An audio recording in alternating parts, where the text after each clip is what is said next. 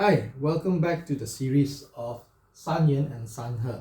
Right? In the last series, we talked a little bit about what is San Yuan and San He. And today, the best way to share this is by giving you a real example, a real life example. So I'm going to pick this property. It's a mall in KL. Okay, so let's call it G Mall, right? G Mall. Okay, G Mall. G Mall has a neighbor. Let's call it M Mall. Okay, M Mall. So G Mall is adjacent. There's another mall. It's called the M Mall, right? Let's give it a name. And this G Mall is surrounded by a river. It goes like this, right? So this G Mall is facing northwest. And in this formation is known as the Jade Belt Formation. You know Jade Belt? So it's Jade Belt is supposedly to be a very auspicious formation. So this is the Jade Belt Formation. So it's located in a auspicious place. Now, facing northwest, the incoming water is from the northeast side, and it's exiting around the southwest sectors. Okay, so it's exiting in southwest. So in San He, let's talk about San He first. So San He, this type of formation is very good because San He, they call this the yin structure formation. San He, there are many schools. So I'm just going to particularly elaborate using one type of San He theory.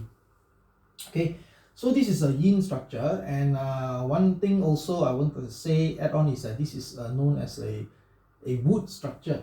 The wood structure, wood, mok. So this wood structure is very good because why? This is coming as a wealth generation water. So it's supposed to generate wealth, bringing the crowd for the mall. And here in the northwest side is known as the growth sector. So growth obviously is to grow, probably the popularity of the mall, the businesses, yeah. So that's the growth.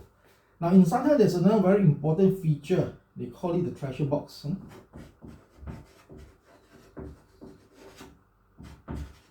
The treasure box is to accumulate the wealth, to lock the wealth, right? So this is very important feature in San He theory. So when you have these three features located inside the Jade Belt, it's supposed to be a very, very good formation. So this is how San He will look at. Then internally, if you look at this mall, it's very unique. They have a door that is a bit sunken in. The main door at the front. Then at the rear side, they have a protrusion, another protruding door. Now they purposely had the main door and the rear door offsetted because they don't want this door to be facing directly this rear door in the straight line, right? So because they believe if you do that, the qi will leak, will disperse, right? So in San He, that's why they do it. And why they have this part sunken in because it's a yin structure, so they sunken the thing inside, and because there's water here, so this sunken part is like a suction mouth, to suck in the wealth. So this is the whole idea of the San He system. Okay, so it's supposed to suck in the wealth chi inside, don't let it leak, let it meander around the building, then goes out on the tail, on the male side. So this is uniquely one kind of San He formation. It's very interesting. Okay, now what about San Yuan? Okay, so San Yuan, since this building was constructed during the period of 8, so let's use the period 8. Okay, maybe I can draw it here.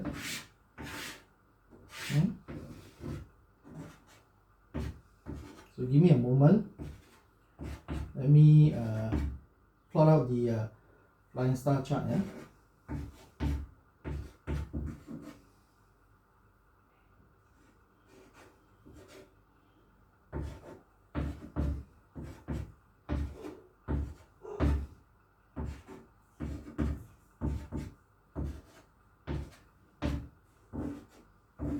because this one is sitting here and facing the northwest side of it. Okay. So you see the northwest side, you look at the northwest side, you have this combination of numbers here, 6, 8, and 9, right? So now this type of formation is good also in most flying star school, because this is 8 is the so-called, this is an auspicious star, especially now that we are in the period of 8, which it starts from 2004 right up to 2023, right? 2023 will end the period of 8. So when they have a number of 8 in front, and with the water formation is supposedly to be good. So this is the plus for the flying star system. And then also you see that this formation is known as the prosper people, prosper wealth formation. Cantonese we call Wang San Wang Hoi, meaning also Wang Ting Wang Choi. Basically that's what it means. So it's supposed to be a very auspicious formation for especially wealth. People and wealth both also will benefit from this formation. So if you look at this thing, although I explained it a little bit, looks very simple, but actually I just give you the gist of it only. Right, so you see that San-He theory and San-Yuan theory, and San-Yuan particularly flying star, is very different, you see. Their approach is very different. So depending which master you engage, so sometimes when you engage master A, then you don't trust him, then you say, oh, let's get a second opinion, you know, like as if a medical report, you need a second opinion.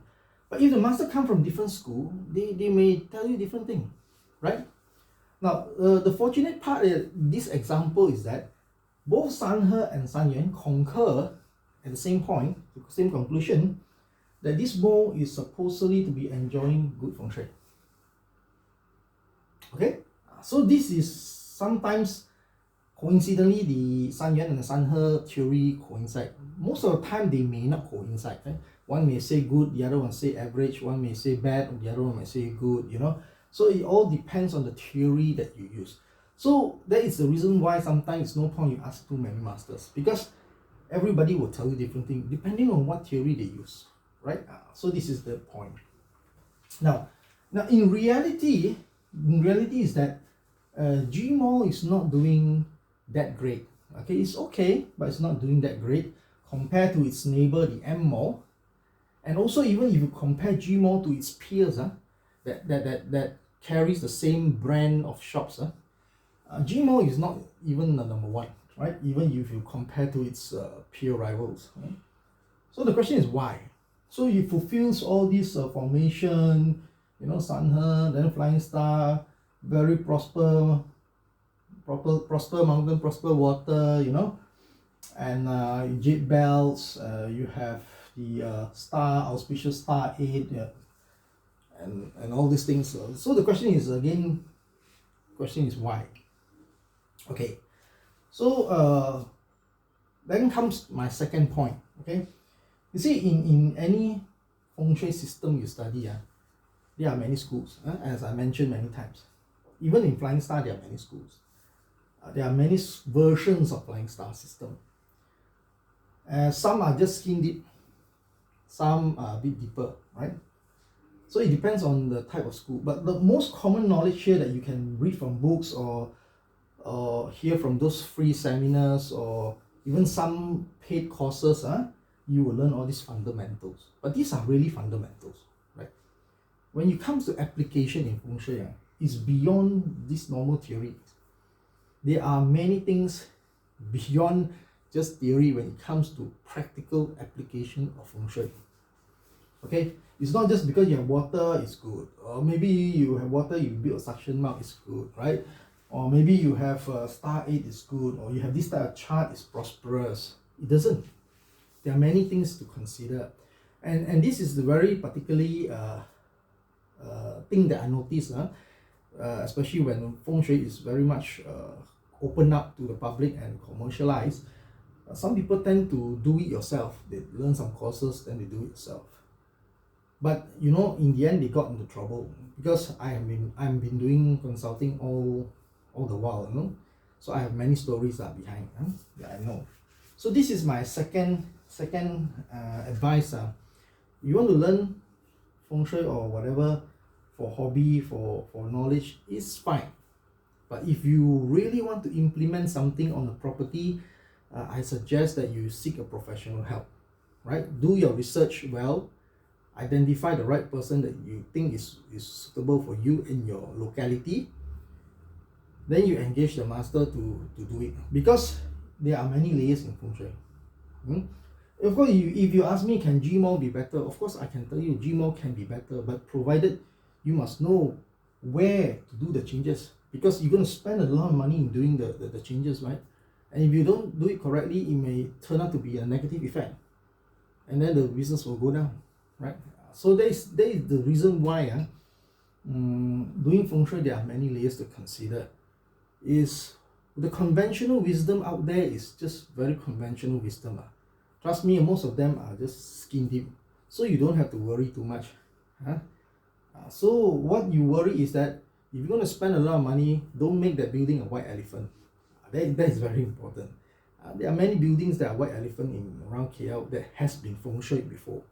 Okay, so if you manage to come to one of my courses, then I can show you some of the buildings.